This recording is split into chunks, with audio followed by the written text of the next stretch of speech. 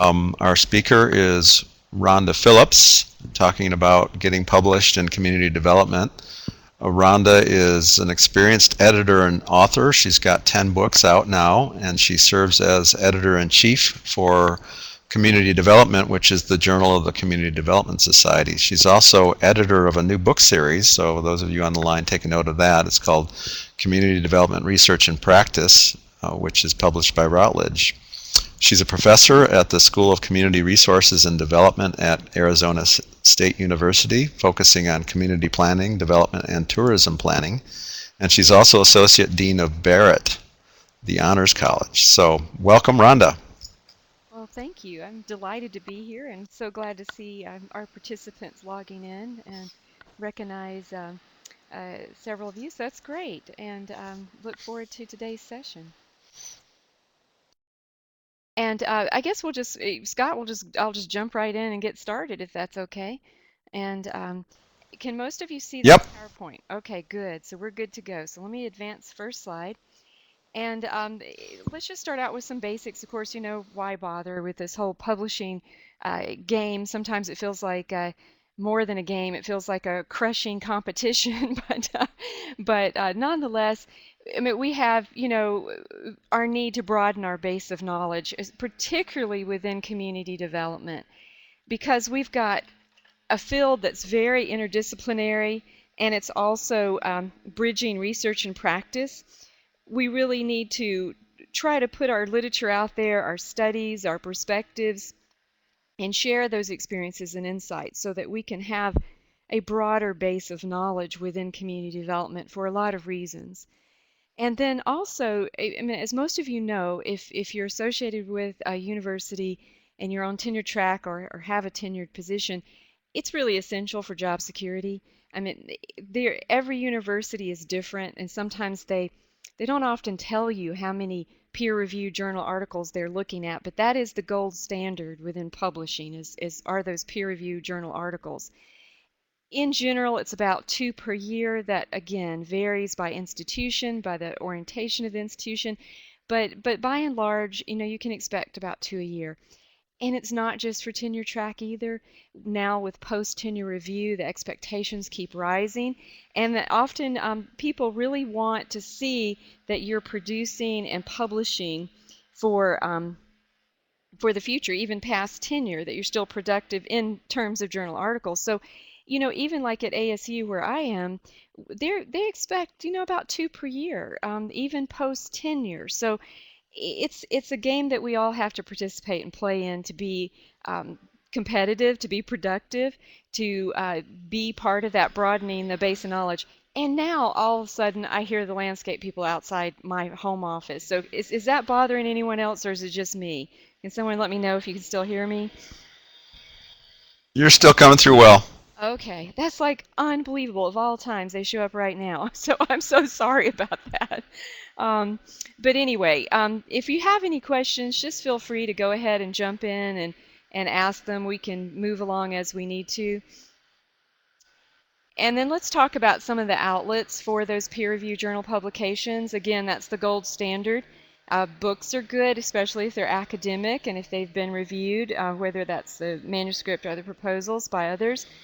But generally, it's really important to focus on those journal publications.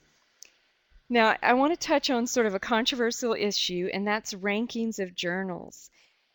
Different disciplines put more store into this than others, but there is something called the Institute for Scientific Information, ISI. That's a ranking factor that's usually listed on the journal's website. And not all journals are ISI ranked. That's important to know. You can be peer-reviewed, you can be highly regarded, but you may not be ISI ranked. For example, Community Development, that's the journal that I'm editor of. We have applied for it to be ISI ranked. It takes several years to get into that process. And again, it's for some people that's very important. For others, it doesn't matter. It just depends on the discipline and how much importance they put on rankings or not. The bottom line is, though, that you look for peer-reviewed, you look for generally widely distributed so that it's in the indices, it's in the databases when you call it up from some of the major search engines, you'll find the journal and you have access to it. That means it's getting broader exposure. So that's often, one of the most important things that I begin to look at is what's the distribution of this journal and how many people can access it. And then also the second thing that you really want to look at when you're targeting journals to publish in is choose and consider the journals in your own specific discipline as well as allied areas. Oftentimes your own department, your own university will say, here's the top 10 we consider in our area. We'd love to see you publish within that. That's particularly important for tenure track professionals to look at that. And so you sort of see where researchers publish in your area too, the ones who are noted or the ones who have been around, a pretty long time, generating publications. Which journals are they publishing in? Then go to the journal website or the inside cover of a journal and look at the author guidelines. This is sort of step one. And once you figure out what they're looking for and what they want, then you can go forward with that. Another key element is the acceptance rates. Now, these, again, vary pretty widely in our discipline and allied areas. There are some journals out there that are extremely hard to ever get published in because they may only have an acceptance rate of 10%, 15, or even less in some cases. And those are much more difficult to get your journal in and get published, obviously, because the acceptance rate is so very low. So you want to look at all things. It's sort of like doing your background work first before you even go forward, before you think, this could be a perfect journal for my work. You really have to do that legwork first before you even go any further. Most of you know all this already, but I wanted to review it, particularly for our young scholars who may be in the audience today and those trying to either refresh their research agenda or otherwise get more publications. Now, the process, let's talk about that for a moment.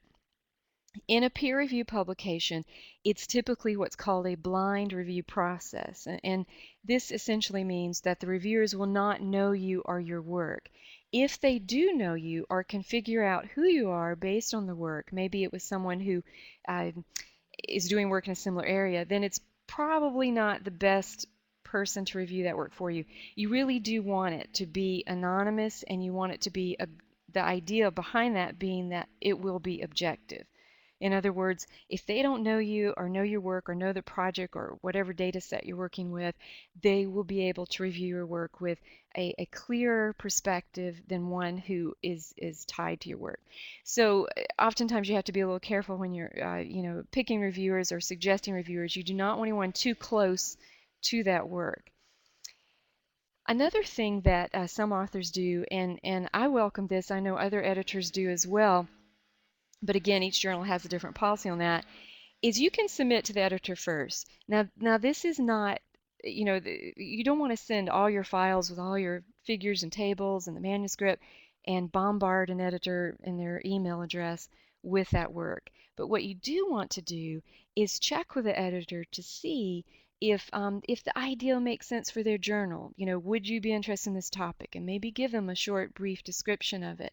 And sometimes that can help you get immediate feedback and also help you pull together the manuscript so that it would be better received when it does come into the submission system and can be placed in review.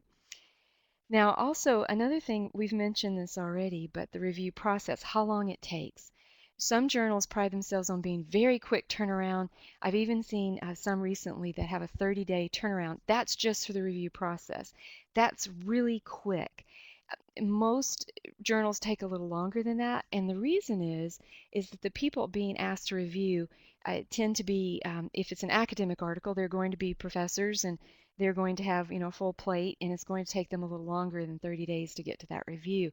So typical is about, I would say more like 90 to 120 days is what you might see within that journal article.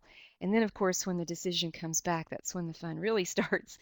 Um, the editor sends the review decision to the author after the review process has taken place. Most journals either want 2 or 3 reviewers to comment before they send forward their final decision. And it's very typical to have revisions. There's almost always revisions. I've never really experienced one that comes in with no changes. It just doesn't happen. Now, those changes may be minor, which in that case, usually you have 30 to 60 days to turn it around and give it back with a refreshed manuscript. They may be major or substantial. In that case, you're going to have longer. Usually that's about 6 months. Some journals give 9 months, even up to a year, because the nature of the revisions might be so substantial that it's going to take some pretty serious effort to rework those data and to rewrite the manuscript. There's also something called a reject and resubmit decision. Now, this means the door hasn't been entirely closed. It means with major reworking of the manuscript, you can resubmit it. It may go to those original reviewers again to see if their expectations have been met or if they're satisfied, or it may go to a set of new reviewers. But nonetheless, that is not a closed door. So whether you get minor, major, substantial, or reject and resubmit, that's a invitation to go ahead with your manuscript, pursue it, and try to go ahead and get it into that journal. So don't close the door, even if you get a reject and resubmit, unless the ability to rework the manuscript in that dimension is just too much and it's just going to take too long, or either it's just not feasible. Then you can move on, look at for any major things you can change, and send it to another journal or a journal. Does anyone have questions about this process? How it's a blind process. You can run it by the editor, the ideal first, but the editor is the one who decides whether or not to place it into the review system. And then the process is going to take 30 to 120 days, and then the decision will. Well, I have a couple that people might be thinking of. I don't know if you want to take those now or wait. Probably now, because now that we're talking about this topic, it's probably best to answer. One thing that I sort of learned, over the years, sometimes by doing it wrong, is the importance of sort of communicating back with the editor. Um, after the editor has not so much in the sort of um, the pre-conversation, but once there's been a review and the editor has returned the manuscript back to the authors with comments, is kind of communicating with the editor about your intentions. You want to talk about that at all? Oh, absolutely. That's an excellent point. After your decision is received, always follow up with the editor. There's nothing more frustrating than sending out reviews and decisions, and perhaps you're inviting an author to make substantial or major revisions and send it back to the system, and you give them 60 to 90 days or whatever. I'm sorry, 6 to 9 months, and then you never hear from anyone. And they never even acknowledge that they know about the decision. So you send a follow-up email, nothing happens. So you don't know that in 6 to 9 months you might get that manuscript. If you knew it was coming, it would help in planning the journal and the issues, but then it may never show up. And I can't tell you how many times there's been authors that just simply don't respond after they get a major revision decision, and there's nothing there, no response. And so we don't know if we can count on that manuscript coming in or if it will never show. And to me, once you get that invitation, it's go ahead, do the revision, get it back in, because you've already gotten through the process of that review, or at least the initial review, and you're that far ahead of the game if you can go ahead and make those changes and send them back in. So excellent question. And then if life has gotten in the way and and you haven't met the deadline, it might also be a good thing to communicate with the editor again about gee, my graduate student decided to change programs, and we needed to identify another student to work on this, and so we've gotten behind, but we have somebody now, and are you still willing to take this even though we're going to be 3 months after your deadline? Kind of stuff is also important to kind of get in touch with the editor with, I would think. But you're the editor, so you would know. Absolutely. And I do get those requests. They'll be bumping right up against the deadline, and they'll say, I just can't meet that deadline. And we always give an extension. I mean, we understand that things happen and that you can't always address some of the issues that were called for by the reviewers or the editor. And so we almost always give an extension. It may cause a little bit of a quirk in the system. It has to go in as a new submission with a note that this is actually a revision. That's just due to online systems that may or may not be real flexible. but the editor can always place a note and realize that that is just coming in a little bit beyond the deadline. So ask, when in doubt, ask. It's not a bother, and editors would honestly rather know than just be guessing. Okay, move on to the next slide. And let's just go back to this idea if it's a reject decision. At that point, you want to sort of step back from the paper. You've had some room to be away from it, so you can probably see it a lot more clearly now than you could right at the beginning when you were in the throes of trying to get it onto into the review process. And just step back and look at it objectively. And the first question is, are there any fatal flaws that prevent acceptance? In other words, is there something just not right with either the methodology, or maybe there's something that's been missed with the literature setting the stage for it, or maybe it's just that the style of writing is just not going to be overcome enough to make it acceptable. And the second question is, can those flaws be remedied? I think all of us have articles that we'd like to publish, but we realize may never get published, and that may be one of those. But it may not. It may be that it can be changed and it can be reworked somewhat and can go forward and go back into review process with another journal. Some authors like to go ahead and remedy those major weaknesses right then after they get the reject decision, and then you proceed quickly to another journal for review. So you can turn around right there when it's fresh, when sort of the sting of the rejection notice is right there in your face, and rework it and go on. Others, may want to give it some time, think about it, see if they can add or improve it a little bit, and move on later. General rule of thumb is that if 2 rejects are received, then it's time for a major overhaul or revision of the manuscript. And at that point, it's either one of those that may not be suitable for publication, or it just simply needs to be reworked to the point that it could go into review process. Now, you've probably all heard stories how you can send one article or one manuscript to a journal, and the reviewers tear it apart and you get a reject. You send it to another one and the reviewers love it. And that's just the nature of what we do. We're interdisciplinary. We have reviewers from different perspectives. We have reviewers with sort of different styles that they like to see. And so that's not uncommon. But generally, if you've already submitted to 2 journals, you've gotten 2 rejects, likely it's time to do that major overhaul at that point. Do we have any questions about that? In the rejection or anything of that nature? Yeah, go ahead and put your questions into the chat. One that I would ask is just a clarification. When you mean 2 rejects, that's 2 different journals rejecting it, Yes, or does yes. that mean 2 reviewers No, suggesting that it should be rejected from the same journal? no, that's after 2 rejections from 2 separate journals. You've been through the review Yeah. process twice and it's been rejected twice. Then it's not. It's time to really rework it. Even if you reworked it after the first rejection, then that second one, that at that point you begin to ask, is this going to be publishable, or do I have to do a major rework entirely before it goes into a third review? And And one of the things I kind of do to myself when I look at these reviews is sometimes I might disagree with what a reviewer has said, but then I say, well, I must have not explained that very well if the reviewers got that perspective. So, can I integrate into the article a better explanation so I don't get that kind of review again? So I don't know if that's a strategy that others are using or if you use, Rhonda. yes, absolutely think so. And another thing that the editor does is when we look at the reviews, when we get all 3 reviews back, and we look at it, sometimes there's one that just doesn't maybe hold enough relevance for what the manuscript is, and there will be times where the editor will go in and say, okay, we want you to pay attention to reviewers number 2 comment, for example, and not so much to number 1 or 3, or whatever the case may be. So you should ask for guidance from your editor.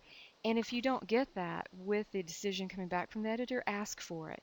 You can always go back and say, look, I have 3 reviews and one is so radically different than the other 2. I'm not sure how to address how I could do those revisions because it's so different. Can you give me some guidance? And editors, should be doing that, but also they're willing to do it because they can go in and say, I agree. Let's just move on with this direction and not so much that one. And that's okay. And editors expect to do that. So you can certainly ask for that if you didn't get that kind of guidance in your initial decision. Yeah, and it could be that an editor doesn't necessarily realize that two reviews may be suggesting things that are mutually exclusive, like delete the methods section or expand the methods section or something like that, where that you can't, it's impossible to do both because they're telling you to do different things. So Absolutely. talking to an editor can be helpful in clarifying that stuff as well. Absolutely. And I encourage you to do that. That's always very helpful. And I can't tell you the number of times I've gotten reviews back, and one reviewer will say, reject outright, don't even give them a resubmission. Another reviewer will love the paper and say, oh, it only needs some minor changes. And then that's when you really have to sit down and look it over and try to figure out what guidance you're going to give the author, because it can be just sort of a truly split decision. And so those are when you need to talk to your editor again, and depending on what decision they've sent forward. There's another aspect, and I think we've got plenty of time, so I just want to touch on this briefly, of rejection that we really need to address. And I think sometimes, in talking to your colleagues, you get sort of support from this, and other times you don't. And so, especially for those just starting out, or getting into this, game of publishing, and you get reject, some people take it very personally. And I just want to encourage you that you have to step away from it and not do that, because I've seen colleagues, I've even when I started out years ago, some of the students I was in the same program with and stuff would take it so personally that they would like not move beyond it, to the point of they were devastated and could not actually bring themselves to go through that painful process of rejection. Again, you just can't do that, because it will prevent you from publishing, and they don't know you personally. This is not a personal attack. It's an objective, supposedly an objective opinion on your work. And so you just have to sort of divorce yourself from the idea that this is a personal attack against me, and you can't take it hard. You might look at it and say, well, I may not agree with that reviewer, or maybe they've got a point, but then you move on. You either revise, you go ahead, you submit, if you have to submit elsewhere, or whatever it needs to be done, revision, and you move on and you get past it. But I honestly have seen people be so devastated by rejection, particularly if they've had several in a row, that they don't want to publish anymore. And I know personally of someone who dropped off tenure track because they could not deal with the fact that they of the rejections, and didn't want to deal with the revisions and the effort that would take, and literally left tenure track position because they said, can't do the publishing thing of it. And it's not a personal thing. You can't allow it to become that. You have to see it as, this is what I need to do to get published, to help broaden the literature, to help in my own career choice, and you move forward. And I don't want to, I know most of you probably don't feel that way, but I just want to bring it up because sometimes I see it. I mean, I get sometimes emails from people when they've been rejected that they're just devastated, and I'm like, this really isn't that level of, of life decision that should make you feel that way. You need, you can try again. But so don't take it like that.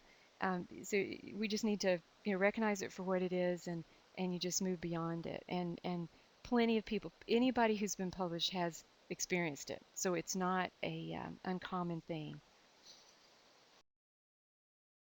Enough for my little soapbox, I guess, on that one. um, I wanted to step back a little bit and talk about, before you submit, be sure to conduct a careful editing. I cannot tell you how many times that I get manuscripts that come in that I don't even consider at that point for putting in the review process, because the editing or the grammatical errors are so intense that I am not going to burden my reviewers with having to do that. I send it instantly back and will not accept it for review until that's corrected. And here's the best way to do that, and this comes from years of doing editing, and lots of it. When you write your manuscript, put it aside, hopefully for a whole day if you can. Just put it aside. Don't even think about it. Come back a day later, hopefully even a couple days later. You have fresh eyes. You can look at it, and things will pop out at you that you never saw when you were writing it, because you can't see it. Your mind's eye will not see it as you're writing it, but it will when you come back, or even a day later. And then have someone else look at it. I mean, if most of us are in organizations, we have supportive colleagues, or if you're in a university setting, you'll have colleagues. Find a colleague who's willing to look over your paper. They don't necessarily have to give you a full-blown review, but what they're doing is looking for, does it make sense? Is it edited to the point where people can read and understand it and they don't miss the context because of errors in writing style or grammar? That's so important, even before you send it in, before you submit. And then follow the author recommendations to the letter.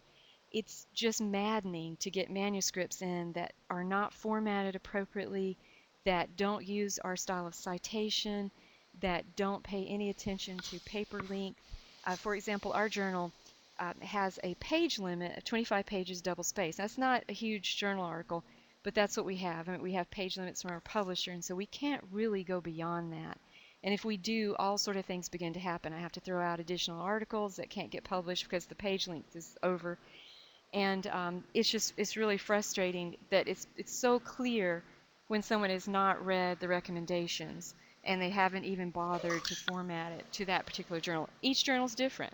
Every journal is going to have what they want to see, and it's so important to do that. I can't say that enough. Well, here's a question. Something that I've run into a few times. I'll have a manuscript that's more or less at the page limit. Say it's maybe a page or two under or something like that.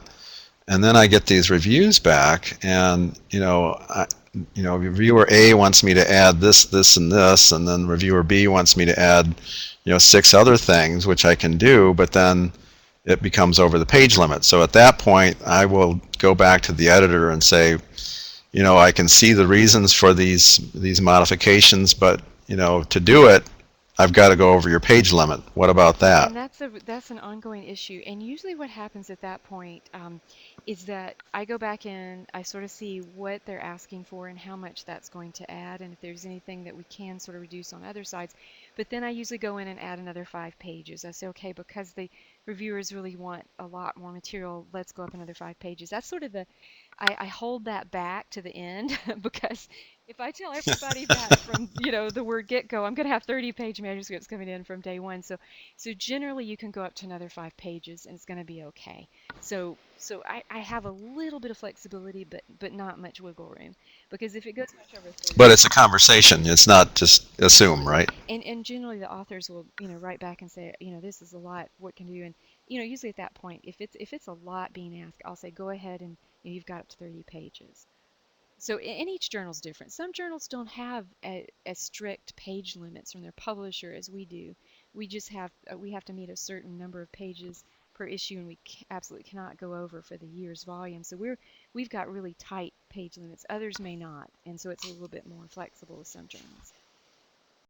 But anyway, it's really important that those specifications be followed. Be sure you cite properly in that citation style, and go and look at already formatted papers. I mean, just go get one of the issues, pull it down from online or even a hard copy from your library, and look and see what they're doing, how they're formatting, how they're citing things, just to give you a feel for it.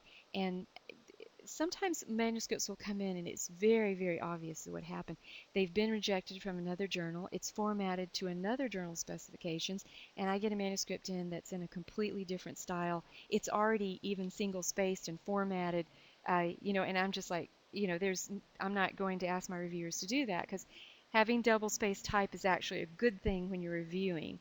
And you don't want to send a already pre-formatted to another journal for us to review, and I usually just send them back routinely and say, you've got to format to our specifications if you want us to consider it. And I think you'll find most journal editors feel that way. Okay, let's see. Also, another point about publishing and about getting this to work and happen is that the key to good writing is good reading. I mean, go and look at articles that you enjoy, that you think are some that represent the kind of work that you're interested in, that you'd like to do, and it goes without saying, you read good writing, and you will be a better writer. And also, when you're formatting and putting this together for your manuscript, remember there's different kinds of article types. There's not just the quantitative study that's, giving survey responses and other quantitative kind of measures, there's also a lot of interest now from quite a few journals in qualitative or mixed methods approaches, which is a good thing for community development because we're doing, a lot of different kinds of studies, not just the, what you typically see as a quantitative study, but we're doing appreciative inquiry, we're doing, you know, all sort of different things, networking analysis, and things that may or may not be a typical journal format that we've always seen. And that's a good thing. And some, particularly some review boards and some editors are eager to see different kinds and a range of article types, not just the same thing over and over again. Some journals even say that they want, you tell them what kind of piece this is. Is it an essay? Is it a reflective piece? Is it a review of current literature with some analysis for current issues?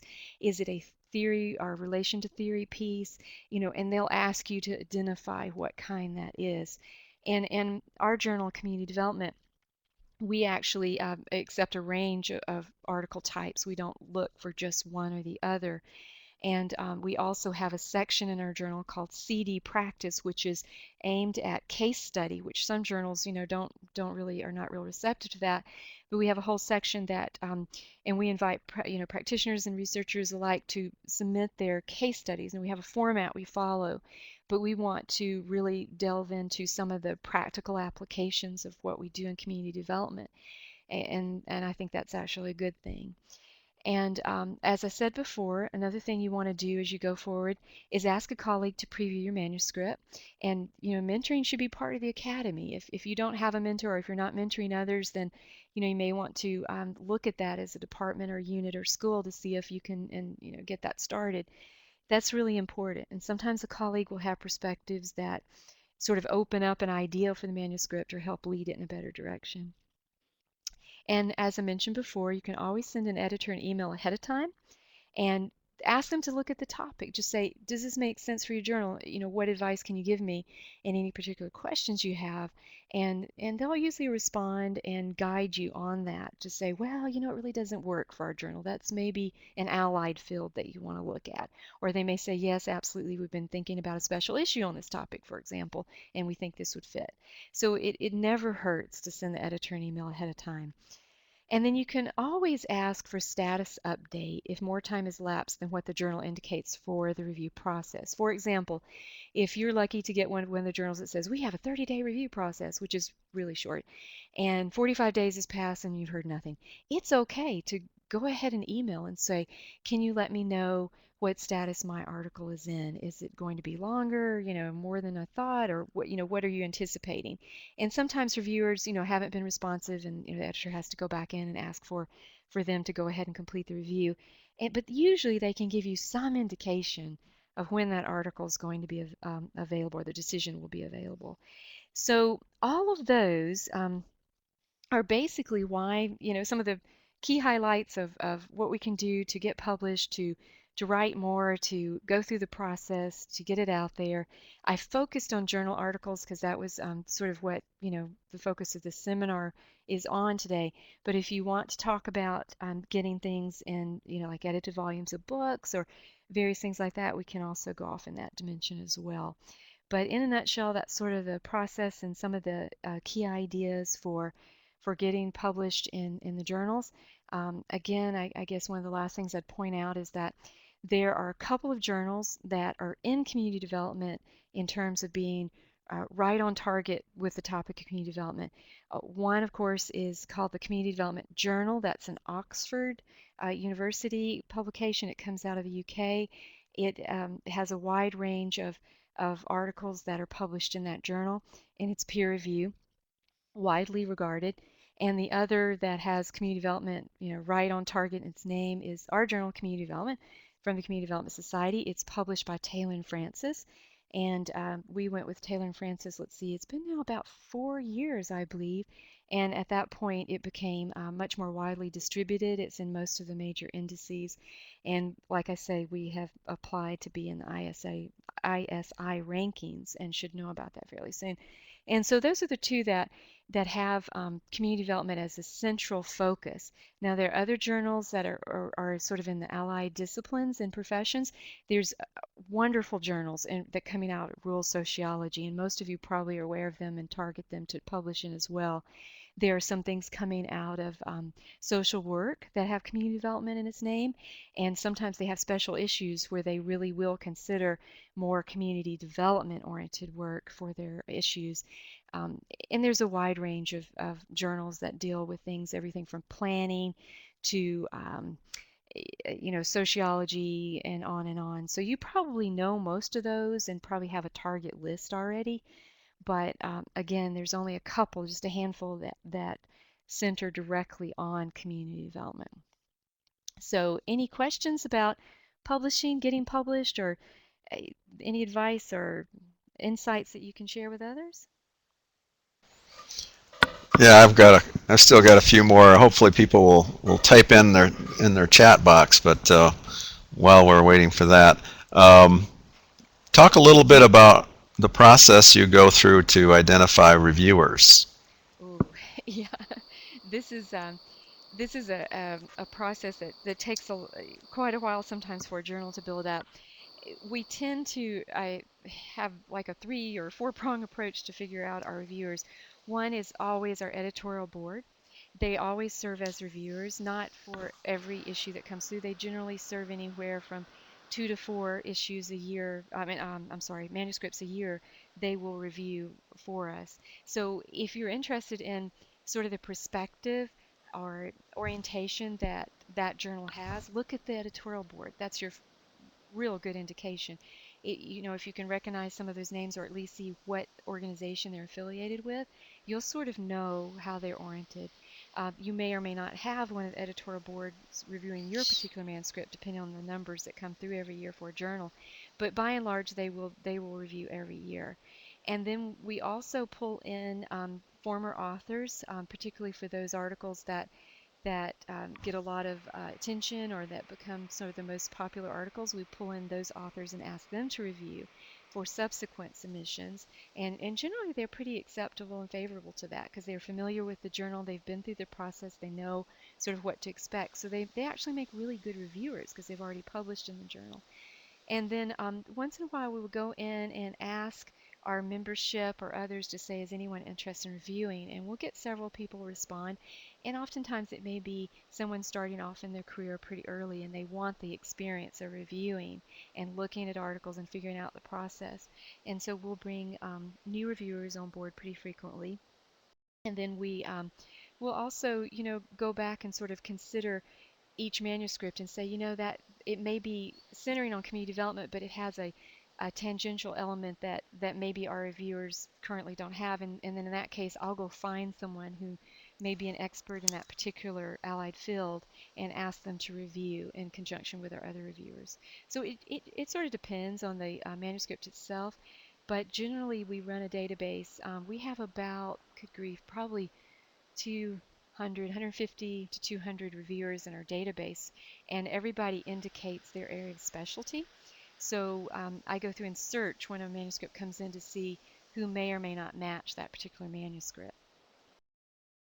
Do you ever just look at the bibliography and pull some names off of the bibliography of the submission? Sure, sometimes, particularly if it's in an area that has a dimension to it that our reviewers might not be entirely familiar with, then I can go through and say, that looks like that may be some of the central work in this area. Or sometimes I even do a search on like Google Scholar, who is doing work in this particular topic, and I'll invite them in and see if they're willing, to review. Sometimes they are, and sometimes they're not, depending on their schedule and if they're familiar at all with us, or if the topic intrigues them or not. You talked a little bit about the timing and timeliness and things. One of the things I've sort of noticed is that there can sometimes be a little bit of a disconnect if you've got sort of a co-author situation and you've got somebody who's maybe a little more senior and somebody who's maybe a little more junior in terms of their willingness/ability to wait and kind of work through the hierarchy of journals. Maybe starting with you know one strategy is to start with a really high ranked journal and then sort of work your way down from there. And more senior people who are you know further in their career maybe are a little more patient, and others are needing to get that first publication out. So any words of advice on that? Oh, absolutely. There's actually a little process that I've recommended to junior colleagues, and I actually used it myself in years ago when I was first starting out. And I'll tell you where it came from. It came from a prolific publisher who is well noted in his particular area, an older scholar who I think it was my first year out of my doctoral program. And at that time, we weren't necessarily expected to publish until we got out of our doctoral program. Now, however, if any of you are doctoral students, you know there's pressure even now as doctoral students to have peer reviewed publications before you go on the market. Don't want to scare anybody there, but that's what we're seeing with all of our searches and in many of our fields that there's tremendous pressure to publish even while a doctoral student. Nonetheless, this seasoned scholar sort of pulled me aside and said, "Look, here's how you do this," and I loved the process. And again, I used it for a good long while. He said at that time, I set up in a folder. You can do all this online now, of course, or with your computer. But you go in, you look at your manuscript, you say, which three journals would this manuscript fit well? And so you do your background research, you make sure it's connecting to the objectives and the mission of the journal, that it looks like, somewhat similar to other articles that have been published or at least would be of interest. And you make a list of those three journals. You put the contact information, if it's online submission, whoever, the editor's name, and you make a note of how long the review process is, what their acceptance rate is, and you put all three on a list. You send the manuscript to the first one. If it's rejected, the idea is you can turn it around and go ahead and send it to the second one, provided there's no fatal flaw. That's why I mentioned that earlier. If it's a fatal flaw, you got to stop at that point and fix it. But if there's no fatal flaw, if it just didn't for some reason work for that particular set of reviewers and journal, you go ahead and send it on to the second one. By that time, you're probably going to be getting something like a decision to resubmit or maybe a major revision. If you do, go ahead and do it. If it's too much or it's just too overwhelming that they want, like a new data set or something, you can go ahead, send it to the third one, see what you get. By and large, by the time you work through the three journal rule, you will have gotten either some sort of variation on acceptance, with revision, or you'll go ahead and move it through the system and you'll get published sooner or later. um, some people don't like that process because it ties it up in review for a really long while. Others love it because they're able to work through it and get it published, and they're satisfied with any of those three journals, so that regardless of when it gets published, they'll be happy with any of those three. It works pretty well. But on the other hand, the caveat is if it's got a fatal flaw, you've got to fix that before you can go further. But if you're a person sort of in that critical year for tenure, for example, and your colleague is wanting to go for the top journal with 120-day turnaround, and 120 days is past when you need to put your file in. Uh, what might you suggest in that situation? Yeah, that's a hard one because it depends on the department. I mean, most of you'll see the TNP guidelines from your department or your school or your college, and they may or may not specifically state that they prefer to see something from one of the top journals, or they may just say peer review and sort of leave it up to your colleagues to decide what are acceptable journals. Some departments go as far as to list those journals specifically, others don't. That's going to have you're going to have to weigh that decision, like perhaps we can take the chance and wait and see if we get an acceptance, which would be great. In that case, you can go ahead, submit your tenure package. You say that this is in review, under manuscripts under development section, and if it gets an acceptance, you instantly notify your department chair, and that person can go ahead and let the TMP committee know that you have an acceptance. And it's a long process. There's months before everyone has it, everything done in the TMP process. So if you do get an acceptance, then send it forward. It's just going to have to be an individual decision. Others just want to see that you can publish and get a peer reviewed journal article. They may or may not care which journal in many sense. And if that's the case, then you go for it. You send it out and you email the editor and you check on status and you try to get it through as much as you can. And generally, I mean, I try if someone's emailed me and said, I'm coming up for tenure decision, I'm desperate to know what the decision is going to be on this manuscript. I mean, I usually will push it a little harder and try to get my reviewers to respond quickly and try to go ahead and finish up that decision, send it back. We can't always do that, but we try. And if it's a really serious situation, whether or not this is going to make a difference if you're considered for tenure, then we will push to try to get that decision to you as quickly as possible. So another point toward communicating with your editor. What about you mentioned special issues and talk about the process for special issues and also have has there ever been a point at which you said, well, this special issue that's been proposed really doesn't work for us, or does it get rejected at that level? So kind of what are the steps that one would need to go through to put together a good proposal for a special issue, and kind of any things that sort of come up as barriers along the way. Sure, that's another great question. In community development, we're very keen on special issues. We do two a year, and we're trying to push for even more if we can in the future. The way special issues work is that guest editors will submit a call for proposals that goes out into our journal, the hard copy print, as well as our websites. And then proposed authors will propose a manuscript for the issue.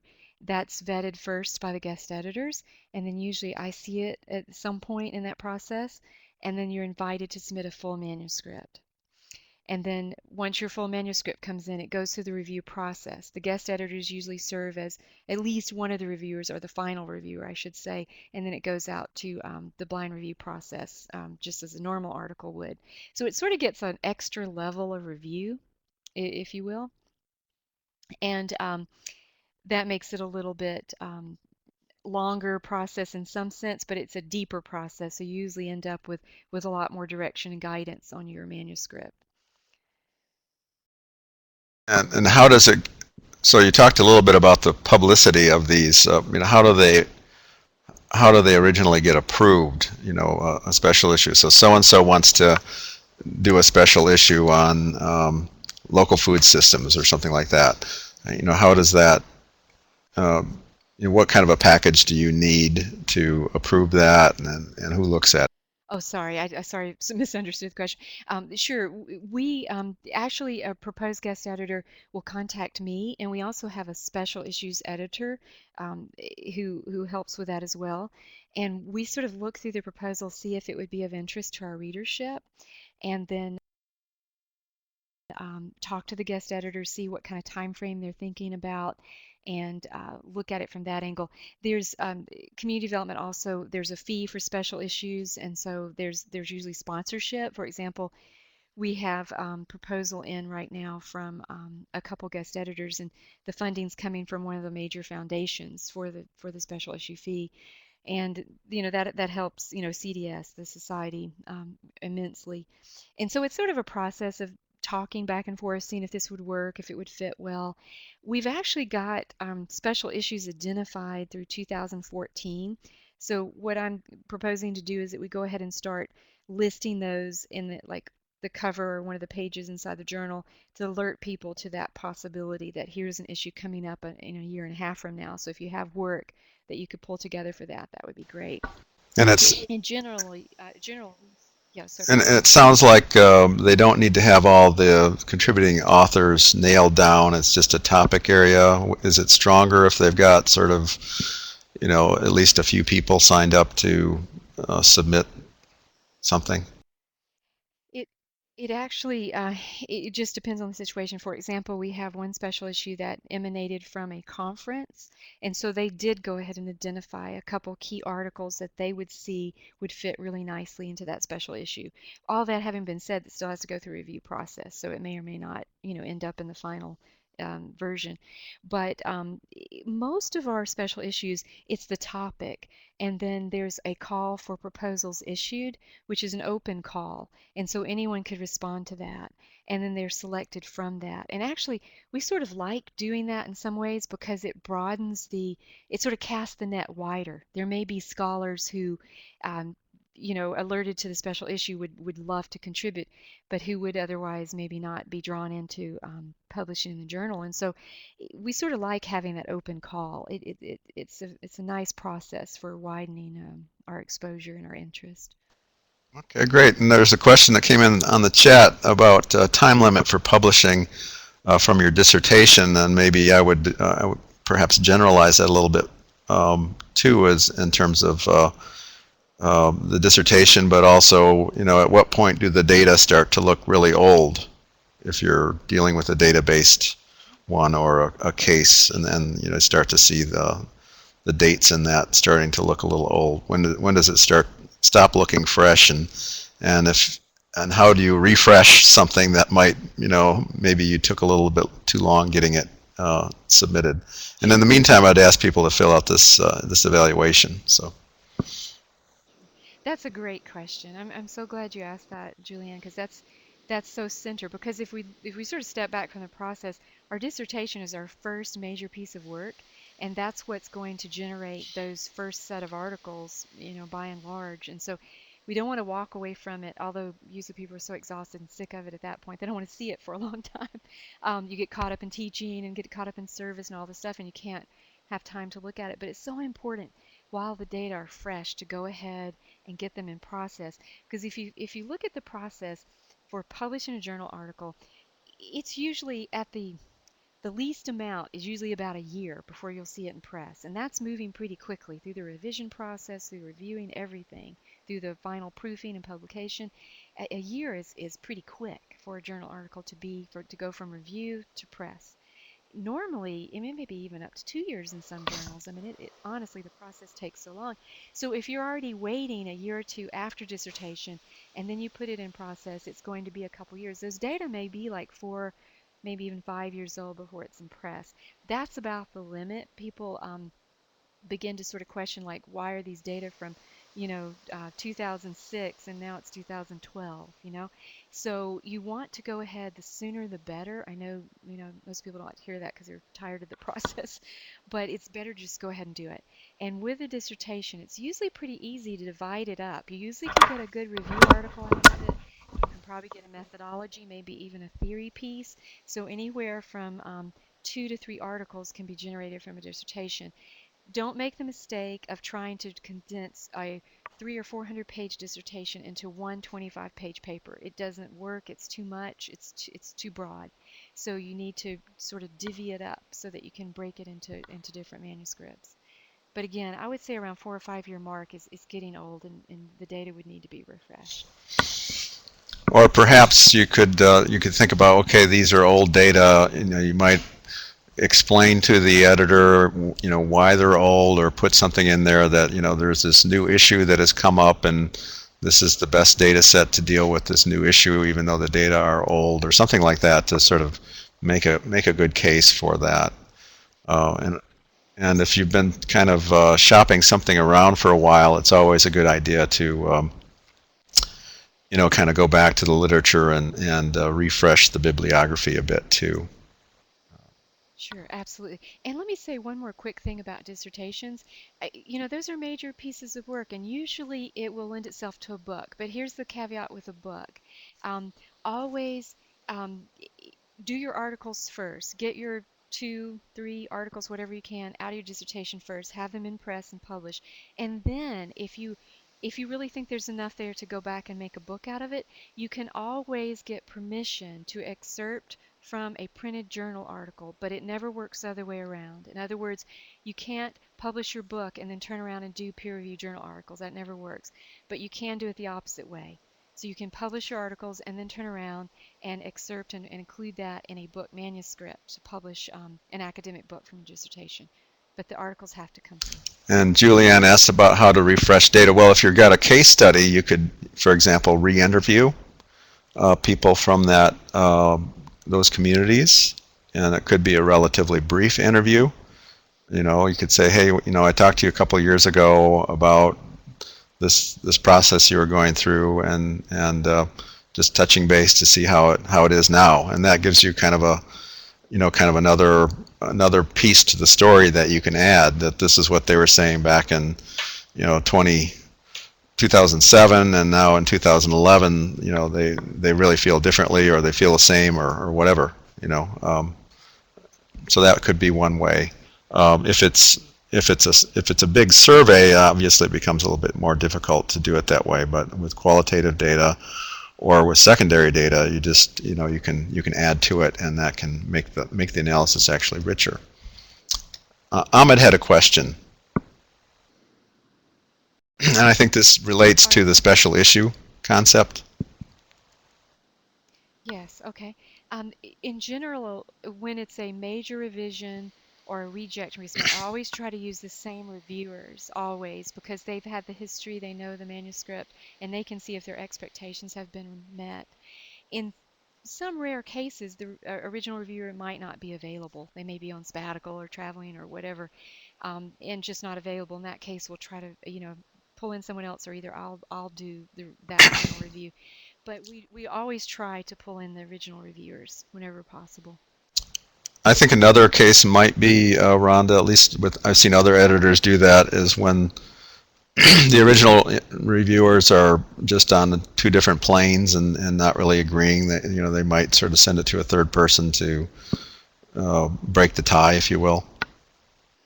Oh, sure, absolutely. And I've done that numerous times when it's just too close to call. I will send it to an additional reviewer and have them give me some perspectives on it. So, absolutely.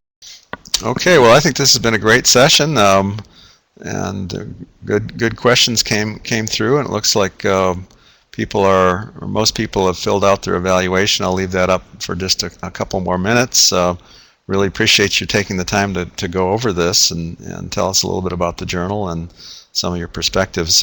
Any final comments before we kind of sign off formally? Sure, absolutely. Keep writing. Don't be discouraged and keep writing, and your successes will just feed that energy to do even more. So, best wishes with everything, and email me if you have any questions or ideas. Okay, great. Um, I think, Rosa, if you could turn off the